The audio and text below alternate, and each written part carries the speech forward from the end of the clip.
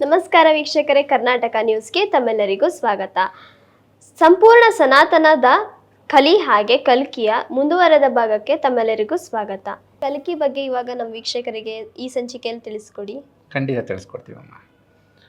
ಕಳೆದ ಸಂಚಿಕೆಯಲ್ಲಿ ನಾವು ಹೇಳಿದಾಗೆ ಉತ್ತರ ಪ್ರದೇಶದ ಮೊರಾದಾಬಾದ್ನಲ್ಲಿ ಹತ್ತಿರ ಇರುವಂತಹ ಸಂಬಾಲ ಎಂಬ ಗ್ರಾಮವನ್ನು ಎಲ್ಲ ಸಪ್ತಋಷಿಗಳು ಕೂಡ ತಮ್ಮ ಶಕ್ತಿಯನ್ನು ಉಪಯೋಗಿಸಿಕೊಂಡು ಯಜ್ಞ ಹೋಮಗಾದಿಗಳನ್ನೆಲ್ಲ ಮಾಡಿ ಈ ಕಲಿಪುರುಷನ ಪ್ರಭಾವದಿಂದ ಒಂದು ರಕ್ಷಾ ಕವಚವನ್ನು ಅದಕ್ಕೆ ಸೃಷ್ಟಿ ಮಾಡಿ ಯಾವ ಮಾನವರು, ದಾನವರು, ಯಕ್ಷರು, ಗಂಧರ್ವರು ಯಾರೂ ಹೋಗದಂತೆ ಅದನ್ನು ರಕ್ಷಣೆಯನ್ನು ಮಾಡಿರ್ತಾರಮ್ಮ.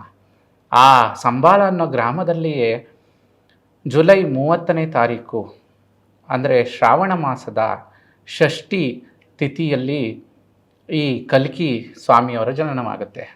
ಈ ಷಷ್ಠಿಯಲ್ಲಿ ಹುಟ್ಟಿದಂಥ ಈ ಸ್ವಾಮಿಯವರು ಮುಖ್ಯವಾಗಿ ಈ ಕಲಿಯನ್ನು ವಧೆ ಮಾಡಲಿಕ್ಕೋಸ್ಕರ ಅಂತಲೇ ಹೇಳಿ ಜನ್ಮಿಸ್ತಾರೆ. ಮೊದಲನೇದಾಗಿ ಈ ಸಂಬಾಲ ಗ್ರಾಮದಲ್ಲಿ ಇಬ್ಬರು ಬ್ರಾಹ್ಮಣ ದಂಪತಿಯರು ಇರ್ತಾರೆ. ಮೊದಲನೆಯವರು ಅವರು ಗಂಡನ ಹೆಸರು ಏನಂದರೆ ವಿಷ್ಣುಯಶ್ ಅಂತೇಳಿ, ಧರ್ಮಪತ್ನಿ ಹೆಸರು ಬಂದು ಸುಮತಿ ಅಂತ. ಇವರಿಬ್ಬರು ಕೂಡ ಮಹಾನ್ ನಾರಾಯಣ ಭಕ್ತರು. ಹಾಗಾಗಿ ಎಲ್ಲ ವೇದಗಳನ್ನು ಕಲ್ತಿರ್ತಾರೆ ಹಾಗೂ ಸಂಸ್ಕಾರಗಳು ತುಂಬಿರುತ್ತೆ ಅವರಲ್ಲಿ. ಹಾಗೆ ಇವರಿಬ್ಬರಿಗೂ ಹುಟ್ಟ ಮಗನೇ ಕಲ್ಕಿ. ಹಾಗೆ ಈ ಕಲ್ಕಿಯು ಜನನವಾದಾಗ ಅಲ್ಲಿ ಅವರ ಒಂದು ಸಂಬಾಲ ಗ್ರಾಮದಲ್ಲಿ ದೇವರಿಗೆ ಪೂಜೆ ಮಾಡುವಂಥ ಒಬ್ಬರು ಪೂಜಾರಿ ಇರ್ತಾರೆ, ಯಜ್ಞವಲ್ಕ ಅಂತ. ಅವರಿಂದ ಹಲವಾರು ದೈವಿಕ ಬೋಧನೆಗಳನ್ನು ಪಡ್ಕೋತಾರೆ. ಮೊದಲನೇದಾಗಿ ಸಂಸ್ಕಾರಗಳು ತಂದೆ ತಾಯಿಯಿಂದನೂ ಬಂದಿರುತ್ತೆ ಮತ್ತು ಆ ಗುಡಿಯ ಪೂಜಾರಿಯಿಂದನೂ ಸಿಕ್ಕಿರುತ್ತೆ. ಅದಲ್ಲದೆ 3ನೇ ಬಾರಿಗೆ ವಿಷ್ಣುವಿನ 6ನೇ ಅವತಾರವಾದಂತಹ ಪರಶುರಾಮ ಅವರು ಬರ್ತಾರೆ ಅಲ್ಲಿಗೆ. ಆ ಬಂದಂಥ ಸಂದರ್ಭದಲ್ಲಿ ಅವರನ್ನು ಗುರುವಾಗಿ ಆಯ್ಕೆ ಮಾಡ್ಕೋತಾರೆ ಈ ಕಲ್ಕಿ ಸ್ವಾಮಿಯವರು. ಆನಂತರ ಹಲವಾರು ವರ್ಷ ಈ ಪರಶುರಾಮ ಅವರಿಂದ ವಿದ್ಯೆಯನ್ನು ಕಲಿತಾರಮ್ಮ. ಆನಂತರ 64 ವಿದ್ಯೆಗಳಲ್ಲೂ ಪಾರಂಗತರಾಗ್ಬಿಡ್ತಾರೆ ಇವರು. ಕೊನೆಯದಾಗಿ ಇಷ್ಟಿದ್ರೆ ಸಾಲದು, 64 ವಿದ್ಯೆ ಮನುಷ್ಯರು ಕಲಿತಾರೆ, ಆದರೆ ಏನಾದ್ರು ಒಂದು ವಿಶೇಷವಾದ ಬೇಕಲ್ವಾ, ಅವ್ರ ದೇವರಲ್ವಾ. ಹಾಗಾಗಿ ಪರಶುರಾಮ ಅವರು ಹೇಳ್ತಾರೆ, ನಾನು ಶಿವನ ಲಿಂಗವನ್ನು ಪ್ರತಿಷ್ಠಾಪನೆ ಮಾಡಿಕೊಡ್ತೀನಿ, ಆ ಲಿಂಗದ ಮುಂದೆ ಕೂತ್ಕೊಂಡು ನೀನು ತಪಸ್ಸನ್ನು ಮಾಡು ಅಂಥೇಳಿ ಆಗ ಅಲ್ಲಿ ಶಿವಲಿಂಗದ ಮುಂದೆ ಕೂರಿಸಿ ತಪಸ್ಸನ್ನು ಮಾಡಿಸ್ತಾರೆ. ಆಗ ಸಾಕ್ಷಾತ್ ಪರಮೇಶ್ವರ ಸ್ವಾಮಿಯವರು ಪ್ರತ್ಯಕ್ಷರಾಗಿ ಅವರಿಗೆ ಹಲವಾರು ದೈವಿಕ ಶಕ್ತಿಗಳನ್ನು ಕೊಡ್ತಾರೆ. ಜೊತೆಗೆ ಅದರ ಜೊತೆಗೆ ಕೆಲವೊಂದು ಉಡುಗೊರೆಗಳು ಕೂಡ ಕೊಡ್ತಾರೆ. ಅದೇನೇನು ಅಂತಂದರೆ ಗರುಡನ ಸ್ವರೂಪವಾದಂತಹ ದೇವದತ್ತ ಅನ್ನೋ ಒಂದು ಕುದುರೆಯನ್ನು, ಬಿಳಿ ಶ್ವೇತ ಅಶ್ವ ಅಂತಾರೆ ಅದನ್ನು, ಬಿಳಿಯ ಕುದುರೆಯನ್ನು ಕೂಡ ಕೊಡ್ತಾರೆ. ಆಮೇಲೆ ಸುದರ್ಶನ ಸ್ವರೂಪವಾದಂತಹ ಪ್ರಬಲ ಅನ್ನೋ ಖಡ್ಗವನ್ನು ಕೂಡ ಕೊಡ್ತಾರಮ್ಮ. ಕೊನೆಯದಾಗಿ ಇಷ್ಟು ಸಾಲದು ಅಂತ ಭೂತ ಭವಿಷ್ಯತ್ ವರ್ತಮಾನ ಕಾಲಗಳು ಕೂಡ ಗೊತ್ತಾಗಬೇಕಲ್ಲ ಅವ್ರಿಗೆ. ಹಾಗಾಗಿ ಶುಕ ಮಹರ್ಷಿಗಳು ಶುಕನ ರೂಪದಲ್ಲಿ ಅಂದರೆ ಗಿಳಿಯ ರೂಪದಲ್ಲಿ ಇರ್ತಾರೆ, ಅವರನ್ನು ಕೂಡ ಉಡುಗೊರೆಯಾಗಿ ಕೊಡ್ತಾರೆ. ಇದರಿಂದ ಅವ್ರಿಗೆ ಏನು ಅಂದರೆ ಭೂತ ಭವಿಷ್ಯತ್ ವರ್ತಮಾನ ಕಾಲಗಳೆಲ್ಲ ಗೊತ್ತಾಗುತ್ತೆ. ಜೊತೆಗೆ ಅವರ ಪೂರ್ವದ ಜನ್ಮದ ಕತೆ ಏನು ಶ್ರೀಮನ್ ವಿಷ್ಣುವು ಕೃಷ್ಣಸ್ವಾಮಿಯವರಾಗಿ ಹುಟ್ಟಿ ಏನು ಧರ್ಮವನ್ನು ಉಳಿಸಿದ್ರೋ ಅದೆಲ್ಲ ಗೊತ್ತಾಗಲಿ ಅನ್ನೋ ಕಾರಣಕ್ಕೆ ಶುಕನನ್ನು ಕೊಡ್ತಾರೆ. ಆಗ ಅವ್ರಿಗೆ ಹಳೆದೆಲ್ಲ ನೆನಪಾಗುತ್ತೆ. ಆನಂತರ ಅವರು ಕಲ್ಕಿಯನ್ನು ವಧೆ ಮಾಡ್ತಾರೆ. ಯಾವಾಗ ಈ ಕಲ್ಕಿಯು ವಧೆ ಮಾಡ್ತಾರೋ ಆಗ ಭೂಲೋಕದಲ್ಲಿ ಶಾಂತಿಯನ್ನು ಸ್ಥಾಪನೆ ಮಾಡ್ತಾರೆ. ಹಿಂದೆ ಕೃಷ್ಣಸ್ವಾಮಿಯವರಾಗಿ ಇದೇ ಕಲ್ಕಿ ಸ್ವಾಮಿಯವರು ಹುಟ್ಟಿದಾಗ ಹೇಳ್ತಾರೆ ಒಂದು ಮಾತು, ಏನಂತ ಅಂದರೆ ಕಲಿಯುಗದಲ್ಲಿ ಸತ್ಯ, ಧರ್ಮ, ಪ್ರಾಮಾಣಿಕತೆ, ನಿಷ್ಠೆ ಎಂಬ 4 ಕಂಬಗಳ ಮೇಲೆ ಜಗತ್ತು ನಡೆಯುತ್ತೆ. ಆ 4 ಕಂಬಗಳಲ್ಲಿ 3 ಕಂಬಗಳು ಬಿದ್ದೋಗಿ ಧರ್ಮ ಅನ್ನೋ ಒಂಟಿ ಕಾಲಿನಲ್ಲಿ ಜಗತ್ತು ನಡೆಯುತ್ತೆ ಅಂತ ಹೇಳಿರ್ತಾರೆ. ಆದರೆ ಕಲ್ಕಿ ಸ್ವಾಮಿಯವರು ಬಂದ ಮೇಲೆ ಆ 4 ಕಂಬಗಳನ್ನು ಸ್ಥಿರವಾಗಿ ಉಳಿಸ್ತಾರೆ. ಸತ್ಯ, ಧರ್ಮ, ಪ್ರಾಮಾಣಿಕತೆ, ನಿಷ್ಠೆ ಈ 4ನ್ನು ಈ ಜಗತ್ತಿನಲ್ಲಿ ಸ್ಥಾಪನೆ ಮಾಡ್ತಾರೆ, ಧರ್ಮವನ್ನು ಸ್ಥಾಪನೆ ಮಾಡ್ತಾರೆ. ಅದಕ್ಕೆ ಕೃಷ್ಣಸ್ವಾಮಿಯವರಾಗಿದ್ದಾಗ ಅವ್ರು ಹೇಳ್ತಾರೆ, ಯದಾ ಯದಾ ಹಿ ಧರ್ಮಸ್ಯ ಗ್ಲಾನಿರ್ಭವತು ಭಾರತ ಅಭ್ಯುತ್ಥಾನಂ ಧರ್ಮಸ್ಯ ತದಾತ್ಮಾನಂ ಸೃಜಾಮ್ಯಹಂ ಪರಿತ್ರಾಣಾಯ ಸಾಧೂನಾಂ ವಿನಾಶಾಯ ಚ ದುಷ್ಕೃತ ಧರ್ಮ ಸಂಸ್ಥಾಪನಾರ್ಥಾಯ ಸಂಭವಾಮಿ ಯುಗೆ ಯುಗೆ ಅಂತ ಹೇಳಿ ಅವರು ನುಡಿದ ಹಾಗೆ ಎಲ್ಲಿ ಯಾವಾಗ ಅನ್ಯಾಯ ಧರ್ಮಗಳು ತಾಂಡವಾಡುತ್ತೋ ಸಾಧು ಸಂತರಿಗೆ ತೊಂದರೆಗಳು ಕೊಡ್ತಾರೆ ಎಲ್ಲರೂ ಕೂಡ, ಆಗ ನಾನು ಬಂದೇ ಬರ್ತೀನಿ ಮತ್ತೆ ಭೂಲೋಕದಲ್ಲಿ ಧರ್ಮವನ್ನು ಸ್ಥಾಪನೆ ಮಾಡಲಿಕ್ಕೆ ಅಂತ ಹೇಳಿದಂತೆಯೇ ಎಲ್ಲಿ ಹುಟ್ತಾರೆ, ಹೇಗೆ ಹುಟ್ತಾರೆ ಅನ್ನೋದು ಇಂಪಾರ್ಟೆಂಟ್ ಇಲ್ಲಿ. ಇಲ್ಲಿ ಸಂಬಳ ಗ್ರಾಮದಲ್ಲಿ ಹುಟ್ಟಿದ್ರು ನಿಜ. ಯಾವ ಕಾಲಮಾನದಲ್ಲಿ ಹುಟ್ಟಿದ್ರು? ಯಾವ ಕಾಲಮಾನ ಅಂತಂದರೆ ಕಲಿಯುಗ 4,32,000 ಕಾಲಗಳ ನಂತರ ಕಲಿಯುಗ ಮುಗಿಯುತ್ತೆ. ಮತ್ತೆ ಸತ್ಯಯುಗ ಆರಂಭ ಆಗುತ್ತೆ. ಆ ಸಂಧಿ ಕಾಲ ಅಂತ ಇರುತ್ತೆ ಮಧ್ಯದಲ್ಲಿ, ಅದನ್ನು ಸಂಧಿಯುಗ ಅಂತಾರೆ. ಆ ಸಂಧಿ ಕಾಲದಲ್ಲಿ ಈ ಸ್ವಾಮಿಯವರ ಜನನ ಆಗುತ್ತೆ.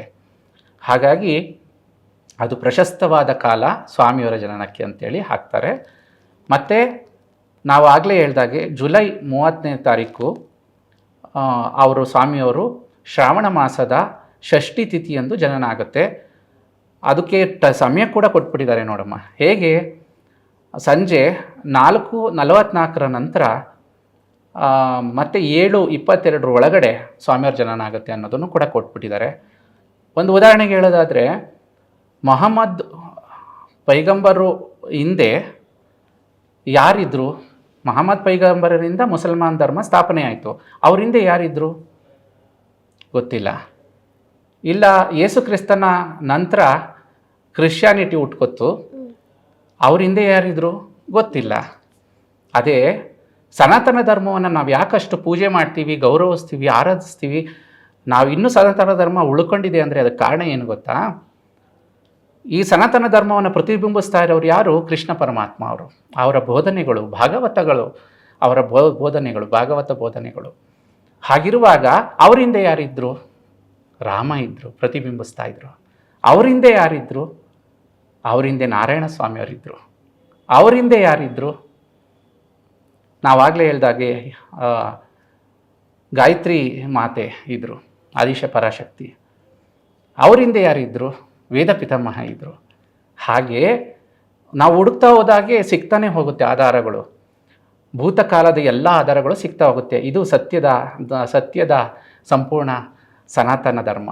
ಹಾಗಾಗಿ ಸಿಗ್ತಾ ಹೋಗುತ್ತೆ. ಇನ್ನು ಭವಿಷ್ಯತ್ತು ಹುಡ್ಕಕ್ಕೆ ಹೋದರೆ ಮೊಹಮ್ಮದ್ ಪೈಗಂಬರರ ನಂತರ ಮುಸಲ್ಮಾನ್ ಧರ್ಮದಲ್ಲಿ ನೆಕ್ಸ್ಟ್ ಯಾರು ಹುಡ್ತಾರೆ ಅನ್ನೋದಕ್ಕೆ ನೋ ಉತ್ತರ. ಅದಕ್ಕೂ ಏನು ಉತ್ತರ ಇಲ್ಲ. ಇಲ್ಲ, ಕ್ರಿಶ್ಚಿಯನ್ಸಲ್ಲೂ ಕೂಡ ನೆಕ್ಸ್ಟ್ ಯಾರು ಹುಟ್ತಾರೆ ಅಂತ ಅಂದರೆ ಅದಕ್ಕೂ ಕೂಡ ಏನು ಉತ್ತರ ಇಲ್ಲ. ಅದೇ ಹಿಂದೂ ಸನಾತನ ಧರ್ಮದಲ್ಲಿ ಎಕ್ಸಾಕ್ಟಾಗಿ ಹೇಳಿದಾರಮ್ಮ. ಏನಂತ ಅಂದರೆ ಕೃಷ್ಣ ಸ್ವಾಮಿಯವರ ನಂತರ 10ನೇ ಅವತಾರವಾಗಿ, ವಿಷ್ಣುವಿನ 10ನೇ ಅವತಾರವಾಗಿ ಕಲ್ಕಿ ಸ್ವಾಮಿಯವರು ಹುಟ್ಟುತ್ತಾರೆ ಅಂಥೇಳಿ ಕಲ್ಕಿ ಜಯಂತಿನ ನಾವು ಇವಾಗಲೂ ಕೂಡ ಆಚರಣೆ ಮಾಡ್ತಾಯಿದ್ದೀವಿ ಪ್ರತಿ ವರ್ಷ ಹುಟ್ಟೋ ಮುನ್ನವೇ. ಯಾವ ರೀತಿ ಶ್ರೀರಾಮ ಸ್ವಾಮಿಯವರು ಹುಟ್ಟೋ ಮುನ್ನ ಅವರ ಜಯಂತಿಯನ್ನು ನಾವು ಆಚರಣೆ ಮಾಡ್ತಿದ್ವೋ ಹಿಂದೆ, ಅದೇ ರೀತಿ ಇವಾಗಲೂ ಕೂಡ ಅವ್ರಿಗೋಸ್ಕರ ಕಾತರವಾಗಿ ಕಾಯ್ತಾ ಅವರ ಜಯಂತಿಗಳನ್ನು ಆಚರಣೆ ಮಾಡ್ತಾಯಿದ್ದೀವಿ. ಎಲ್ಲರೂ ಈ ಜೂನ್ ತಿಂಗಳಿನಲ್ಲಿ, ಜುಲೈ ತಿಂಗಳ 30ನೇ ತಾರೀಕು ಕಲ್ಕಿ ಸ್ವಾಮಿಯವರ ಜಯಂತಿ ಇರೋದರಿಂದ ಆ ದಿನ ಆ ಸ್ವಾಮಿಯವರ ಅನುಗ್ರಹ ಲಭಿಸ್ಬೇಕು ಅಂದರೆ ಏನು ಮಾಡಬೇಕು ಅಂತಂದರೆ ಅನ್ನದಾಸೋಹಗಳನ್ನು ಮಾಡಬೇಕು. ಹಾಗೂ ನಮ್ಮಲ್ಲಿರೋ ಎಲ್ಲ ಕಲಿಪುರುಷನ ಕೆಟ್ಟ ಪ್ರಭಾವಗಳ, ಕೆಟ್ಟ ಗುಣಗಳನ್ನು ನಾವು ನಾಶ ಮಾಡ್ಕೋಬೇಕು. 10 ಜನಕ್ಕೆ ಒಳ್ಳೇದು ಮಾಡಬೇಕು. ಎಲ್ಲರಲ್ಲೂ ಸಂಸ್ಕಾರಗಳನ್ನು ರೂಢಿ ಮಾಡಬೇಕು. ಸನಾತನ ಧರ್ಮ ಹುಟ್ಟಿದ್ದೇ ಆ ಕಾರಣಕ್ಕೆ. ಸನಾತನ ಅಂದ್ರೇ ಹಿಂದಿನದ್ದು, ಪುರಾತನವಾದದ್ದು, ಸನಾತನವಾದದ್ದು, ಹಳೆಯದು ಅಂತ. ಹಾಗಾಗಿ ಹಿಂದೂ ಅಂದರೆ ಧರ್ಮ ಅಲ್ಲ, ಅದು ನಾವೆಲ್ಲರೂ ಒಂದು ಅಂತ, ಎಲ್ಲ ಜಾತಿಯವರೆಲ್ಲ ಸೇರಿದ್ರೆ ಒಂದು ಅಂತ. ಹಾಗಾಗಿ ನೀವು ಯಾವುದೇ ಧರ್ಮವನ್ನು ಆಚರಿಸಿ, ನಾವು ಎಲ್ಲ ಧರ್ಮವನ್ನು ಗೌರವಿಸ್ತೀವಿ, ಪ್ರೀತಿಸ್ತೀವಿ, ಪೂಜಿಸ್ತೀವಿ. ಅದು ಮುಸ್ಲಿಮ್ಸ್ ಆಗಲಿ, ಕ್ರಿಶ್ಚಿಯನ್ಸ್ ಆಗಲಿ, ಸಿಖ್ ಧರ್ಮ ಆಗಲಿ, ಅಥವಾ ಹೀಗಿರೋ ಹಿಂದೂ ಸನಾತನ ಧರ್ಮ ಆಗಲಿ, ನಾವೆಲ್ಲರೂ ಒಗ್ಗಟ್ಟಾಗಿದ್ದು ಒಂದು ಅಂತ ಅಂದಾಗಲೇ ಈ ಸನಾತನ ಧರ್ಮಕ್ಕೆ ಒಂದು ಅರ್ಥ. ಹಾಗೆ ಇವತ್ತು ಕಲ್ಕಿ ಸ್ವಾಮಿಯವರು ಬರೋದು ಇನ್ನೂ ತಡ ಆಗಿದ್ರೂ ಕೂಡ ಮಧ್ಯದಲ್ಲಿ ಇಂಥ ಮಹಾನೀರುಗಳನ್ನು ಹುಟ್ಟಿಸ್ತಾ ಇರ್ತಾರೆ. ಹಾಗಾಗಿ ಆ ಕಲ್ಕಿ ಸ್ವಾಮಿಯವರ ಒಂದು ಪ್ರಾರ್ಥನೆಯನ್ನು ನಾವೆಲ್ಲರೂ ಮಾಡಿ ಎಲ್ಲ ದೇಶಗಳು ಸುಭಿಕ್ಷವಾಗಿರಲಿ, ಹಾಗೂ ಎಲ್ಲ ಧರ್ಮಗಳು ಸುಭಿಕ್ಷವಾಗಿರಲಿ, ಎಲ್ಲ ಮತಗಳು ಸುಭಿಕ್ಷವಾಗಿರಲಿ, ಎಲ್ಲ ಜಾತಿಗಳು ಸುಭಿಕ್ಷವಾಗಿರಲಿ, ಎಲ್ಲರ ಮನಸ್ಸುಗಳು ಶಾಂತವಾಗಿರಲಿ, ಎಲ್ಲರೂ ಒಮ್ಮತವಾಗಿರಲಿ, ಹಿಂದೂ ನಾವೆಲ್ಲ ಒಂದು ಅಂತ ಹೇಳ್ತಾ ನಮ್ಮ ಮಾತನ್ನು ಮುಗಿಸ್ತಾ ಇದ್ದೀವಮ್ಮ. ನೋಡಿದ್ರಲ್ಲ ವೀಕ್ಷಕರೇ, ಸಂಪೂರ್ಣ ಸನಾತನ ಸಂಚಿಕೆಯಲ್ಲಿ ಕಲಿ ಹಾಗೆ ಕಲ್ಕಿಯ ರಹಸ್ಯನ ಎಷ್ಟು ಅದ್ಭುತವಾಗಿ ಡಾಕ್ಟರ್ ದ್ರೋಣಾಚಾರ್ಯ ಗುರುಗಳು ತಿಳಿಸ್ಕೊಟ್ರು ಅಂತ. ಇಂತಹದ್ದೇ ರೋಚಕ ವಿಷಯಗಳನ್ನ ತಿಳಿಯೋದಕ್ಕೆ ವೀಕ್ಷಿಸಿ ಕರ್ನಾಟಕ ನ್ಯೂಸ್. ನಿಮ್ಮ ಅಭಿಪ್ರಾಯನ ಕಮೆಂಟ್ ಮೂಲಕ ತಿಳಿಸಿ ಅಂತ ಹೇಳ್ತಾ ಲೈಕ್, ಶೇರ್, ಸಬ್ಸ್ಕ್ರೈಬ್ ಮಾಡಿ. ಧನ್ಯವಾದಗಳು.